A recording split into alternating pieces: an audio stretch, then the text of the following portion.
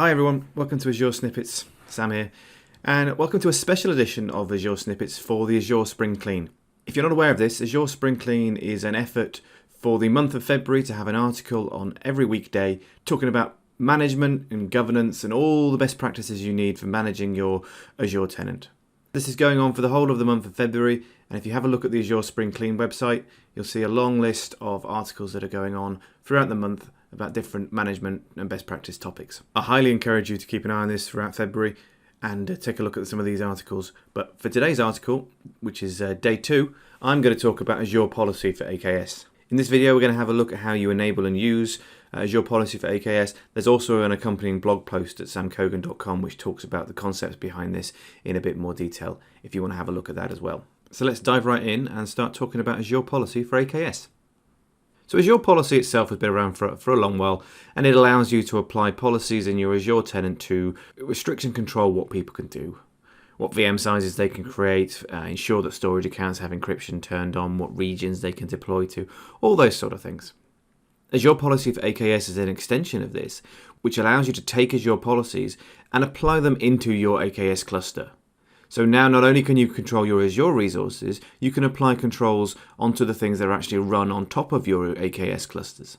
Azure Policy for AKS takes the existing UI and management aspects of Azure policies and then integrates them with 2 open source projects, which are pretty much the standard in the Kubernetes world for doing sort of policy-based controls. So this is the Open Policy Agent and Gatekeeper version 2. These 2 products are designed to allow you to apply policies and restrictions inside your Kubernetes cluster, and Azure Policy for AKS utilizes these to allow these to work with Azure Policy. Azure Policy for AKS is in preview at the moment, and it is a limited preview in that you have to enable it on your cluster. It's not something that you get by default. There are some limitations because it is in preview. In particular, at the moment, you can only apply the built-in policies that Microsoft provide for you. You can't apply your own custom policies. I would imagine this is going to come once we get to GA, particularly because Open Policy Agent is really built for allowing you to apply custom policies. So I would expect we'll see that in the future. But for the moment, we've only got a set of built-in policies that we can use, and that's what we'll have a look at in the demos today. Okay, so let's get started and see how it works. So if you look at your AKS cluster, I've got a demo cluster here. You'll see on the left you've got this policies option, and again it's indicating it's in preview. If we click on that, and what you'll find the very first time you actually click on this link, this enable add-on button will be grayed out. I've already signed up for the preview, but if you haven't signed up you need to do so. So if you click on this link here where it says please sign up here, and it should take you to a page where you can actually register the preview for your subscription.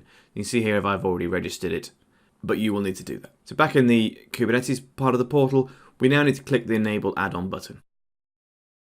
And so what this is doing at this point is it's installing the Azure Policy containers into the AKS cluster. And mainly that's setting up Open Policy Agent and Gatekeeper and then configuring them to talk back to Azure. This can take a little while because obviously it is actually deploying real resources, so we'll wait for that to complete. Okay, so a few minutes later, we can see this now has actually been enabled. Status is shown as enabled in here, and if we go and have a look in our Kubernetes cluster, we can actually see the resources that have been deployed. If we take a look on our cluster and have a look at the pods that are running in our kube system namespace,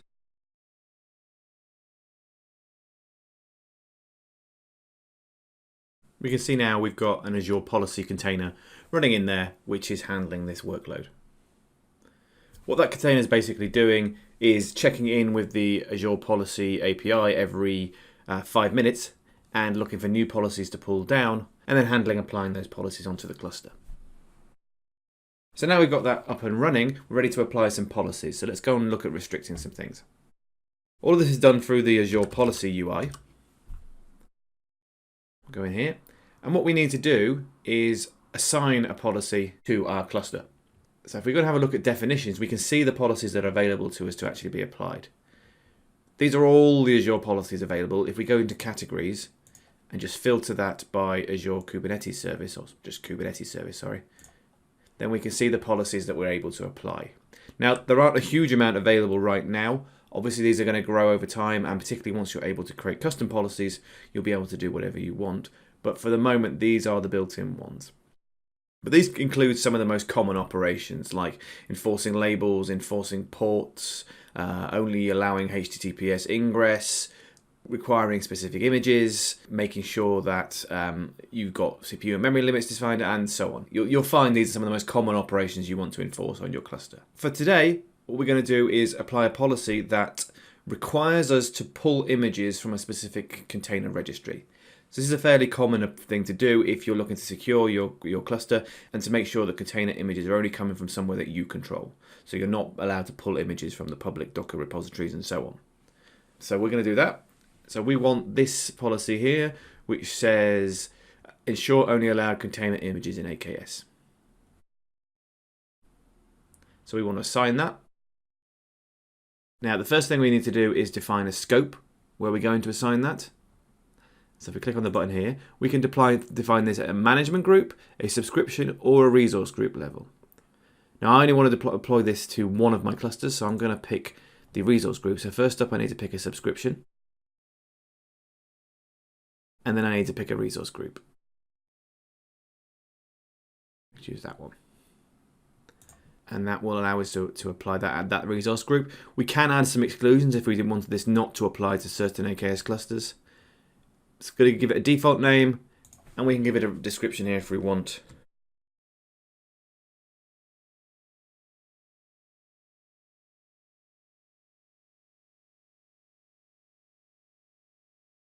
We can set if it's enabled or disabled by default. We're going to have it on enabled, and then we'll click next.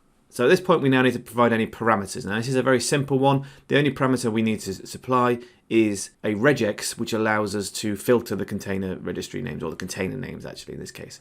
Now we're going to allow any container, but only from our specific registry. So we're going to use a filter. And actually, if you click on this button here, it gives you the filter for if you're going to use Azure container registries. So this filter here would allow you to run containers from any Azure container registry. We don't want that. We want to run from a specific one, so we'll just filter that slightly more. So this is my container registry that I've got set up, and so I won't be allowed to run images from any other container registry except for this one. Now you'll find this is probably a bit too narrow, because when you spin up an AKS cluster, you've got images running in there to provide the Kubernetes system functions, plus other things you might install like the OMS agent and other services provided by Microsoft. So in reality, you probably are going to have to set up this filter so that you can allow those images as well. The thing to bear in mind is when we apply this, it's applying the rule at container creation. So it's not going to stop any existing containers from running that don't comply, although they will factor into our compliance report. But when I try and run a new container, it is going to get blocked by this. So the only other option here is you've got the effect, and for AKS-based policies, there's really only two options. Enforce Rego policy. Rego is the open policy agent type language, so that's what that's regarding, or disabled. I'm going to enforce that. We'll click next. There's no remediation available for this policy, so we'll skip this page, and we're ready to create. So now that's created, we can go back to the overview page and have a look at the status of our policy. So we click on View All. Now you can see here, this is the policy we've created. And at the moment, it says not started, and we've got 100% compliance.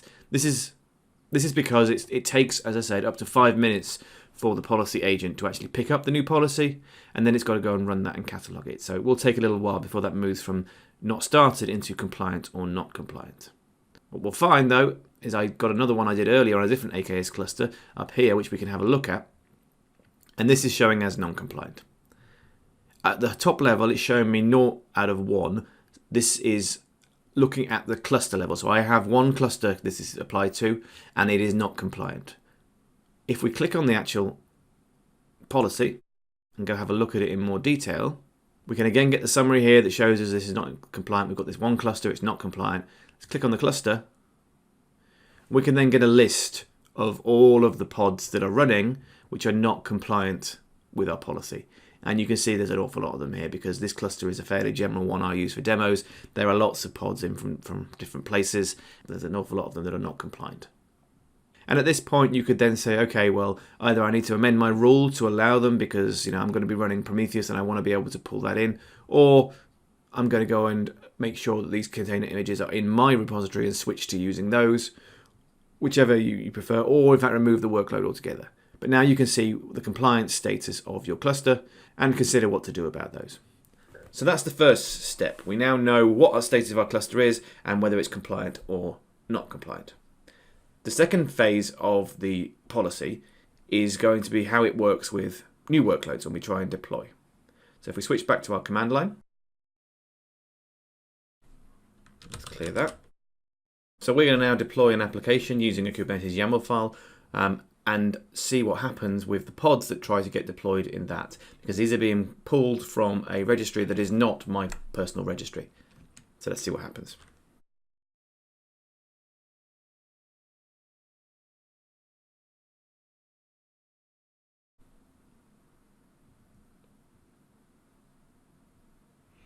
So the deployment ran, didn't give me any errors at the time it actually deployed, but if we go and have a look at our replica set,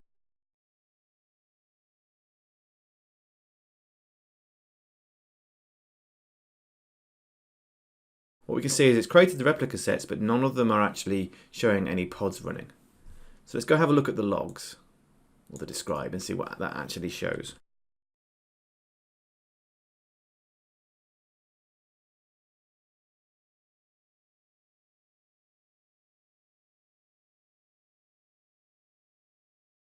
Okay, so if we have a look at the events at the bottom, we can see here that there is an error indicating that the admission webhook from Gatekeeper has denied the request. So Gatekeeper, as we mentioned earlier, is that open source agent. This is the thing that actually is creating the mutating webhook that Kubernetes calls when it tries to create a resource. So whenever you try and create a pod, this will be evaluated by Gatekeeper against your policy. And in this case, it's saying, no, you can't deploy this because the container image name, and it gives us the full name so we can see where that's coming from. This is coming from the Google GCR repository. That container is not allowed from our policy.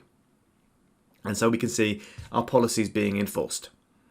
And so similar things would happen if we'd use some of the other policies. For example, if we'd enforced the use of HTTPS on our ingress, if we tried to create a HTTP ingress, we would get a similar error with that ingress saying it can't be created, and so on.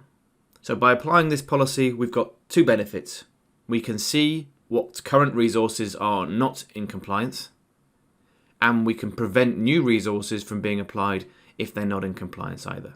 And that's really all there is to Azure Policy for AKS. If you're used to using Azure Policy already, it's pretty straightforward, but it brings some extra power that you can now extend that layer of policies into your Kubernetes clusters as well. As I mentioned, it's a little bit limited because it's in preview at the moment. Hopefully we'll see that go into GA soon, and we'll get the ability to create custom policies, at which point that gives us a really nice way of building policies using a familiar interface and using a single pane of glass that are applied inside our Kubernetes cluster. I hope that's been a useful insight into how you can use this. As I said, please check out samkogan.com for the blog article that goes into this as well. And also please check out the rest of the Azure Spring Clean posts for this month. There's going to be some fantastic content from community contributors around the globe. Have a great day, and I will see you next time on Azure Snippets.